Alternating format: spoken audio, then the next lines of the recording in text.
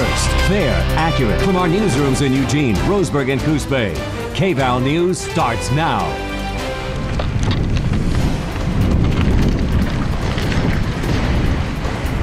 With a final crash, the last piece of burned-out Eugene Civic Stadium came crashing down today. Still ahead are 3 more weeks of cleanup at the asbestos-tainted site.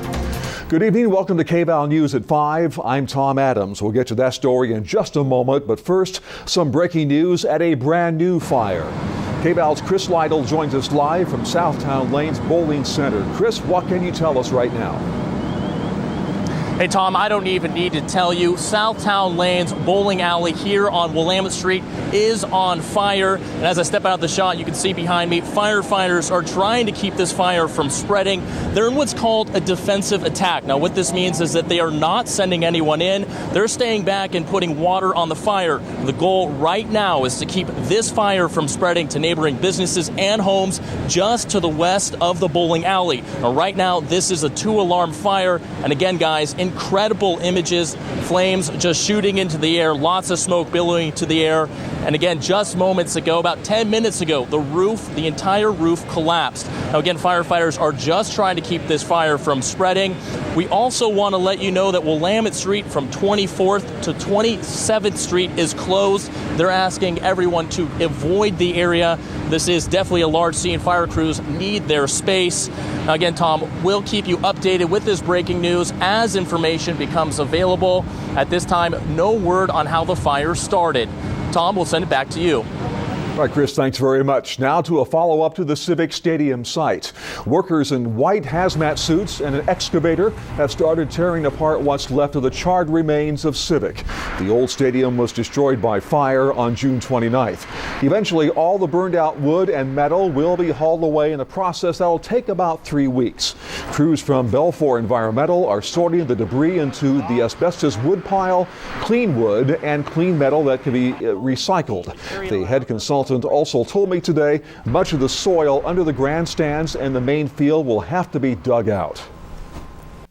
Because they potentially had asbestos material fall on them from the fire. So the easiest and safest thing to do is to scrape off the top layer of that soil and treat it as asbestos material. Crews were spraying water on the wood and metal to limit the drift of asbestos material. And just before 12 noon today, the last piece of the charred grandstand, still upright, came tumbling down. The Eugene Civic Alliance is working on new plans for the Civic site. Board member Jenny Ullum says a new redevelopment plan will be unveiled by this coming fall. On to wildfire watch. Tonight, the Stouts fire is more than 17,000 acres and 15% contained. Oregon Department of Forestry says it's grown because of burnouts and moving fire lines. The ODF says smoke is cleared out, allowing more helicopters to fly earlier in the day.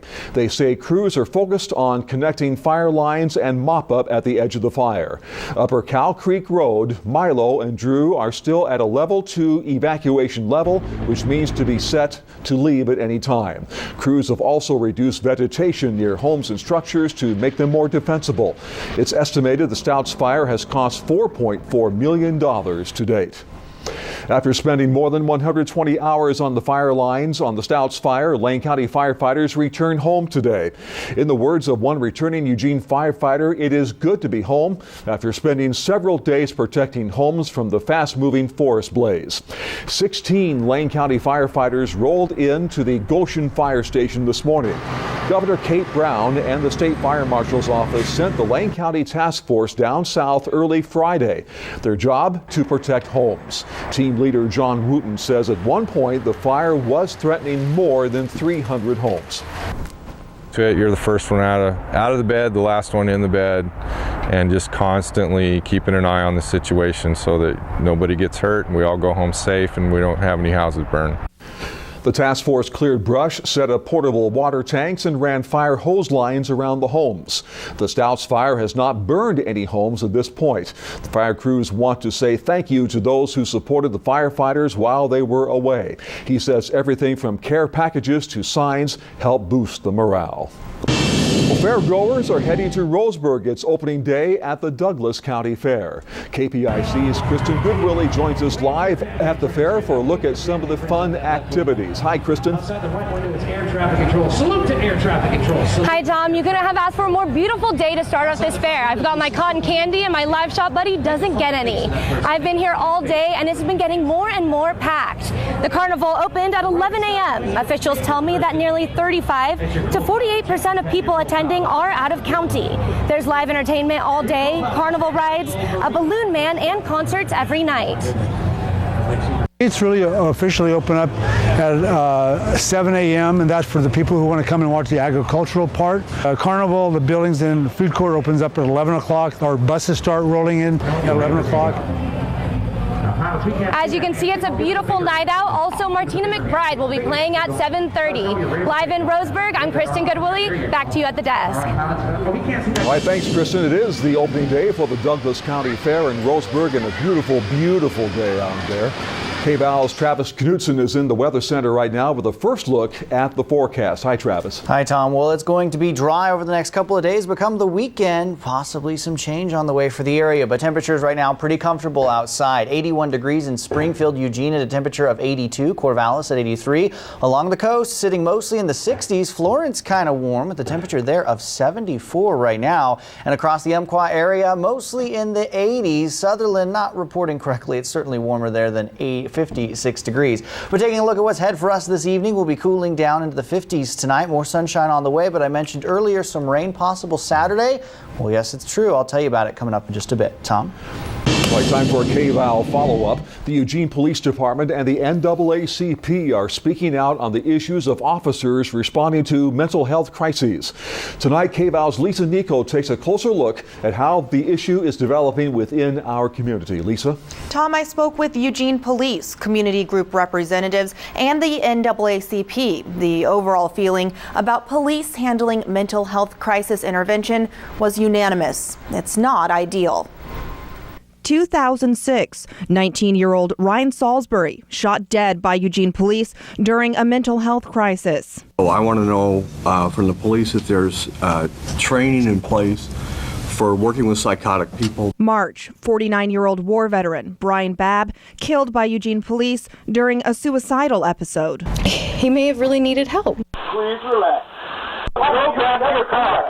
Last month, Eugene police did not use deadly force when dealing with a 19-year-old man who was going through a mental health crisis.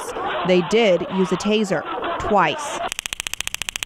I asked Police Chief Pete Kearns, does this show progress? We also discover from an incident that our policy could be improved and our training could be enhanced. And that might be what we learned in this case, that the officers did exactly what we expected of them. I need to rethink the policy and the training. Community members and police agree the responsibility of treating people in mental health crises is falling to officers. This is like trying to paint a picture using a sledgehammer, and the results are not going to be pretty. A police officer is simply neither trained nor of the mental set to deal with a situation that requires great care and patience. In the most recent incident, EPD also arrested the man's mother for interfering with police. Those charges were later dropped, but for her daughter Jasmine, the memory of the night stays with her. I was really shocked that, my brother and my mom, are you sure that that's not, in Eugene? Really? It was surprising and it was horrible for me. It was a terrible time. And I just really don't want that to happen to anyone else. Some solutions NAACP President Eric Richardson has discussed includes instituting a hotline that would essentially act as 911 for people going through a mental health crisis. He also talked about expanding mental health programs like Cahoots and more officer training. But of course, all these things take money. Reporting for KVAL News, I'm Lisa Nico.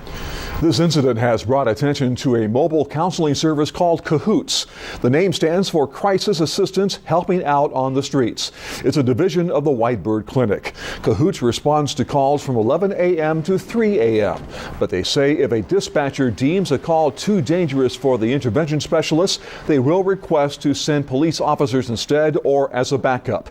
Eugene's Chief of Police, Pete Kearns, works with CAHOOTS and the Whitebird Clinic. He says there's far more work for CAHOOTS than they have the capacity for. The reason it's not a 24-hour service boils down to one thing: funding. And I'm sure this incident will help us bring light to the need for more CAHOOTS services. If you need CAHOOTS in an emergency, call 911. For non-emergency type of calls, dial 541-682-5111. KVAL News is committed to fair and accurate coverage. Let us know if we missed a side of the story. Call us or send us a message through email, Facebook, or Twitter. Next on KVAL News at 5, we look into Monday's settlement between the University of Oregon and the woman who claims she was raped by 3 University of Oregon basketball players last year. How the U of O is changing policies, coming up next. And welcome back. The Women's Space Crisis Center in Eugene says the number of households reporting domestic violence in Lane County has doubled over the last 2 years. KVAL's Kelly Anderson is in the studio with more. Kelly, did they say what may be contributing to this increase? Tom, when I spoke to Executive Director Peggy Whalen today, she said that the numbers don't necessarily reflect an increased amount of violence. Instead, she says the increase in reporting is probably linked to an increase in available services. There are 22 beds at the Women's Space Shelter, and they are consistently full. Last year, Women's Space served more than 6,000 adults, in addition to more than 2,000 kids. Again, these numbers are more than double the norm. But Whalen says the upsurge happened after the organization expanded their service hours and staffing. Well, some of it also has to do with all the stuff that happened with the NFL, all the stuff that's happened at the university. It's been on the media. We've been out there. People know we're here, and people know we're a safe place to come to get services. Right. But despite the uptick in reports at the center, Eugene police say there hasn't been much of a change in domestic violence reports on their end for at least 4 years. The number of reports is also much lower. In 2014, Eugene police received nearly 400 reports of different types of domestic violence. Oftentimes you find that they're victims, of assaults multiple times before they'll actually call for assistance or call the police and make a police report. I feel like you're giving me an example. Women's Space officials say oftentimes victims of abuse don't seek assistance because they don't want the police to get involved. The center hopes to expand its shelter in the future and is also considering expanding their hours even further. We posted more information on domestic violence assistance on our website. That's KVAL.com. Live in the studio, I'm Kelly Anderson reporting. Thanks, Kelly. Yesterday, the University of Oregon settled a lawsuit with a student that claimed 3 Duck basketball players raped her. The U of O agreed to pay the victim $800,000 and provide 4 years of tuition and housing. Today, university officials said they're happy to put this behind them. Moving forward, they will focus on ramping up sexual assault resources. The Vice President of Student Life, Robin Holmes, say they want to create a comprehensive approach to prevention on campus. This means increasing the amount of peer-to-peer contact and interactive programs. Holmes says incoming freshmen have to take a mandatory online course on sexual assault, as well as take part in a theatrical sexual awareness program known as SWAT. Holmes acknowledges that there are more sections of their self-defense classes added and more positions hired. This includes a director of sexual assault prevention. We really want to make sure that this is a campus that understands and believes in a student having the ability to go to school, enjoy themselves, learn what they need to learn, and to graduate free of any sexual violence. Holmes tells us more than 50 students will take part in some kind of peer-to-peer educational service this year. She says that students on campus want to get involved and are willing to have the conversation. Holmes says staff right now are working on a website that will have a list of all the prevention services on campus. That website is respect.uoregon.edu. It's expected to launch late September.